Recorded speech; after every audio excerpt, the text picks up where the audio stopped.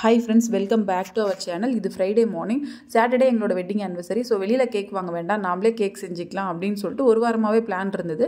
அதில் இந்த க்ரீம் கேக்லாம் செஞ்சால் நம்மளால் செய்ய முடியாது, அதனால் நம்ம ப்ளம் கேக் பண்ணலாம், அது இல்லாமல் எக்லெஸ் வெர்ஷன் பண்ணலாம் அப்படின்னு சொல்லி இது எல்லாமே ப்ரீ பிளான் பண்ணி வச்சுட்டேன். என்னென்ன தேவைங்கிறதையுமே யோசிச்சு வச்சு அதை வாங்கியே வச்சாச்சு. ஸோ ஃப்ரைடே மார்னிங் வந்து ஆரஞ்சு ஜூஸில் சோக் பண்ணி வைக்கணும். ஸோ சோக் பண்ணி வச்சுட்டேன். இதில் எந்த தப்புமே பண்ணல. 2 hours சோக் பண்ண சொன்னாங்க, நான் 4 hours சோக் பண்ணி வச்சுட்டேன். அதுக்கப்புறம் சுகர் சிரப் ரெடி பண்ண சொன்னாங்க. இங்கே தான் வந்துச்சு வில்லங்கம். சுகர் சிரப் ரெடி பண்ணும்போது அந்த கெட்டியாக ஒரு ஸ்டேஜ் எல்லாருமே சொன்னாங்க. அதுக்கப்புறம் எந்த ஸ்டேஜில் ஹாட் வாட்டர் ஆட் பண்ணணும்னு சொல்லலை. நான் ஒரு 2-3 minutes அப்படியே வச்சுட்டு இருந்து அதுக்கப்புறம் ஹாட் வாட்டர் ஆட் பண்ணதுக்கப்புறம் ஃபுல்லாக புகையாக வந்து ஒரு மாதிரி ஆயிடுச்சு. ஃபுல்லாக ஜவு மிட்டாய் மாதிரி ஆகிடுச்சு. அந்த சுகர் மட்டும் தனியாக சுருண்டு ஒரு மாதிரி ஜவு மிட்டாய் ஆகிடுச்சு. கரண்டியில் ஒட்டிக்கிச்சு, விழவே இல்லை. அதுக்கப்புறம் ஒரு வழியாக தள்ளி விழ வச்சாச்சு. ஆனால் இது வந்து தண்ணியோட மிக்ஸ் ஆகவே இல்லை. ஹீட் அதிகமாக இருந்தால் மிக்ஸ் ஆகுமான்னு ஃப்ளேம் அதிகமாக வச்சாலும் மிக்ஸ் ஆகவே இல்லை. ஸோ சுகர் தனியாக வந்துருச்சு, சிரப் தனியாக வந்துருச்சு. அதுக்கப்புறம் வெட்டிங் கிரீன்லாம் ஆட் பண்ணும்போது ஆயிலேருந்து மில்க்லேருந்து அதெல்லாம் எந்த பிரச்சனையும் இல்லாமல் கரெக்டாக ஆட் பண்ணிட்டேன். ட்ரை இன்க்ரீடியன்ஸ் ஆட் பண்ண சொன்னாங்க. எல்லாமே பர்ஃபெக்டாக மெஷரிங் கப் வச்சு மெஷர் பண்ணி தான் ஆட் பண்ணேன். அங்கேயுமே எந்த தப்பும் பண்ணல. எங்கே நான் தப்பு பண்ணேன்னு தெரியல. பட் ஆனால் என்னோட கன்சிஸ்டன்சி வந்து ரொம்ப லிக்விடாக வர ஆரம்பிச்சிருச்சு.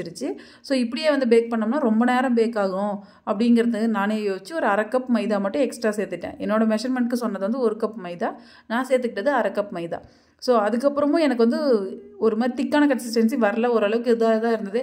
சரி 10 நிமிஷங்கிறது ஒரு 5 நிமிஷம் சேர்த்து பேக் பண்ணால் வந்துட்டு போகுது அப்படின்னு ஆசைப்பட்டேன். நான் நினச்சேன் பேக்கிங் கிளாஸ் போகிறோன்னு. இது என்ன பெரிய விஷயம், குக்கிங் மாதிரி தானே பேக்கிங், அது வீடியோஸை பார்த்து ட்ரை பண்ணால் வராதா அப்படின்லாம் யோசிச்சிருக்கேன். அதுக்கான அனுபவம் இப்போ தான் படுறேன். இன்னொன்று, ஓவனில் வந்து ஃப்ரீ ஹீட் பண்ணலான்னு பார்க்கும்போது உள்ளே இருந்த எந்த ட்ரேயுமே எடுக்கல. அது புகையாக வர ஆரம்பிச்சிச்சு. ஐயோ ஓவன் போச்சா அப்படின்னு நினச்சேன். அப்புறம் தான் யோசிச்சு உள்ளேருந்து ட்ரே எடுக்கலன்னு. அதுக்கப்புறம் ட்ரே எடுத்துகிட்டு ப்ரீ ஹீட் பண்ணிவிட்டு உள்ளே வச்சுட்டேன். ஃபஸ்ட்டு ஒரு 30 minutes, அப்புறம் ஒரு 20 minutes, அப்புறம் ஒரு 10 minutes வச்சேன். மேலே மட்டும் இப்படி தீஞ்சு போச்சு. இந்த சைடு நான் சுரண்டி எடுத்துட்டேன். அதனால் இப்படி இருக்குது. உள்ளே பார்த்தா அந்த உள்ளே அப்போ வேகவே இல்லை. விடுவேன்னா நான் சாட்டர்டே மார்னிங் மறுபடியும் பேக் பண்ணணும்னு சொல்லி அந்த தீஞ்சதை மட்டும் எடுத்துகிட்டு மறுபடியும் டப்பாக்குள்ளே வச்சு பேக் பண்ண ஆரம்பிச்சிட்டேன். ஃபஸ்ட்டு ஒரு 10 minutes, அப்புறம் ஒரு 5 minutes, அப்புறம் ஒரு 5 minutes பேக் பண்ணேன். எதுவாக இருந்தாலும் வெந்துடும். நான் சிக்கன் கூட என்னை இவ்வளோ பாடுபடுத்தலடா அப்படிங்கிற மாதிரி எனக்கு இருந்தது. எனக்கு சிக்கனே ஈஸியாக வெந்துருச்சு. எந்த இடத்துலையும் தீயலை, எந்த பிரச்சனையும் பண்ணல. இவன் த்ரூண்டு பண்ணு, இவன் பண்ணுறான் அவ்வளோ வேலை. எல்லாருமே கட் பண்ணி காட்டுறாங்களே, நாமளும் கட் பண்ணி காட்டலான்னு பார்க்கும்போது அடியில் இந்த பட்டர் ஷீட் எடுக்க மறந்துட்டேன். ஸோ கட் பண்ணவே முடியல. அப்புறம் பட்டர் ஷீட்டை எடுத்துகிட்டு கட் பண்ணால் சுற்றி கேக் மாதிரி இருக்குது, உள்ளே வந்து கொலன்னு இருக்க மாதிரி இருக்குது. சீரியஸாக இந்த கேக் இதுக்கப்புறம் இன்னும் எவ்வளோ நேரம் வேகணும், எவ்வளோ நேரம் வெந்தால் இது கேக்காக இருக்குன்னு எனக்கு தெரியல. எல்லா இன்க்ரீடியன்ஸும் வேஸ்ட்டு, காசு